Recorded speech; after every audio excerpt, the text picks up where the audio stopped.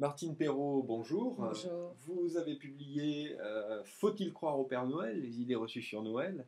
Quelle est l'idée reçue la plus courante sur Noël? L'idée reçue la plus courante, c'est que Noël n'est plus ce qu'il était autrefois.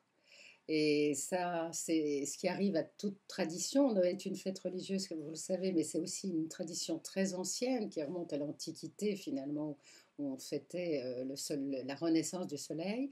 Et le leitmotiv, c'est que Noël n'est plus ce qu'il était autrefois, parce qu'on se fait une idée, d'ailleurs relativement récente, de ce qu'il était, c'est-à-dire un Noël en famille, un Noël solidaire, ce qu'il est encore, mais la version mercantile que l'on connaît aujourd'hui fait que on s'y retrouve plus, si vous voulez. On a l'impression que son sens profond a disparu.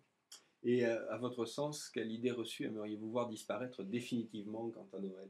Alors, j'aimerais voir disparaître celle qui dit que le Père Noël est américain, parce que c'est pas une idée totalement fausse, mais c'est une idée partiellement vraie. C'est-à-dire qu'il est aussi américain qu'il est allemand, qu'il est anglais, qu'il appartient aussi à une tradition qui remonte à Saint-Nicolas.